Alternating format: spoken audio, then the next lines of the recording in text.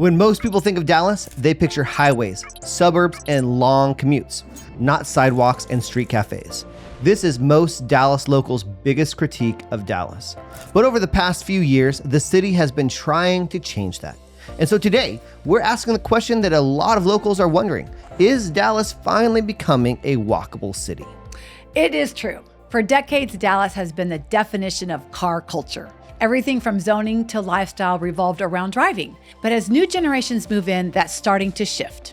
City leaders, developers, and urban planners are investing heavily in creating walkable, mixed-use neighborhoods, places where you can live, work, and go out without needing to jump in your car. Okay, so what's exactly driving the change? Well, two big factors: demographics and economics. Younger buyers, millennials and Gen Z, are prioritizing convenience and experience over community and over square footage. They'd rather live near restaurants, trails, and nightlife than have an extra 500 square feet in the suburbs. And from an economic standpoint, cities across the country have learned that walkable areas produce higher property values and stronger tax bases. And so Dallas is catching up to that reality finally. You can already see it happening in neighborhoods like Bishop Arts, Deep Ellum, and the Cedars. Bishop Arts has gone from a sleepy pocket of Oak Cliff to one of the city's most vibrant, pedestrian-friendly districts.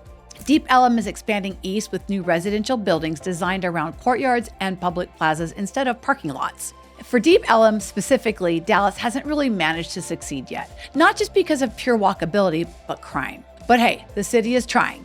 And the Cedars, once known for warehouses, is now seeing a wave of mixed-use development with lofts, breweries, and coffee shops. Some of my favorite things. Yes. And it's not just the urban core. Suburbs are jumping into. Downtown Plano, Legacy West in Plano, and Grandscape in the Colony are all examples of suburban walkability. Dense mixed-use environments that blend shopping, dining, and housing in one place. The irony is that most people have to drive to these places to enjoy their walkability. So I guess you could say this is the urban walkability with a Texas twist.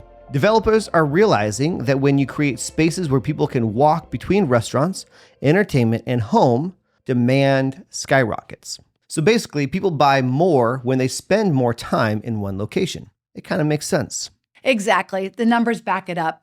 According to real estate analytics from Redfin and Zillow, homes in walkable neighborhoods sell for 20 to 40% more per square foot than those in a car-dependent area. That premium isn't just because of location. It's lifestyle value. People are willing to pay to live somewhere that feels like a community rather than a commute.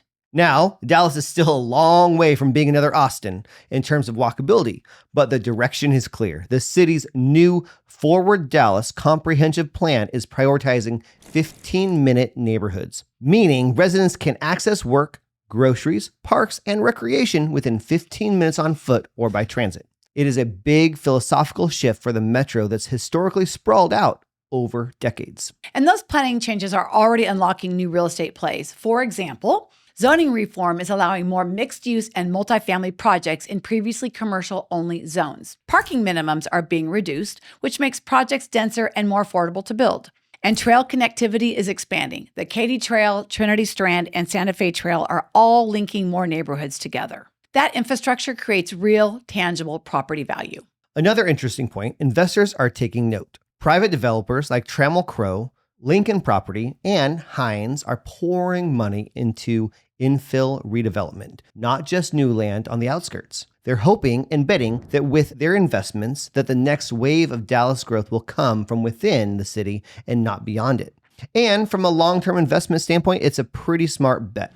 Walkable neighborhoods tend to hold value better in economic downturns because lifestyle convenience doesn't go out of style. That's right. And walkability doesn't just attract residents, it attracts employers as well. Companies relocating to Dallas are increasingly looking for neighborhoods that appeal to young talent, the same people who want to live near where they work.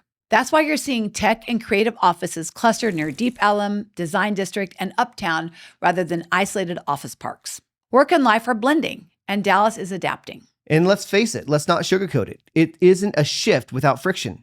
Dallas still struggles with pedestrian infrastructure in many areas. Sidewalks are inconsistent, Texas summer heat is a real issue, and zoning rules still favor car-first design in many districts. But for the first time in decades, the city is actually trying to solve those problems. And that's a turning point worth paying attention to.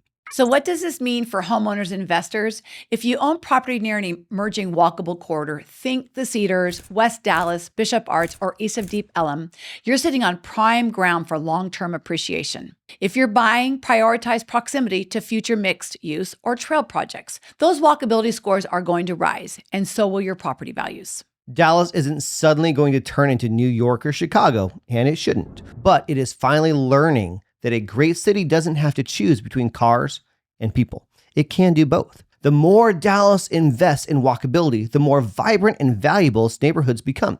And so if you've been wondering where the next wave of real estate growth in DFW will happen, look for the sidewalks, not the highways. We'll keep following the city's new zoning updates and development plans, so make sure to like, subscribe, and hit the bell for more deep dives on Dallas's evolving real estate market.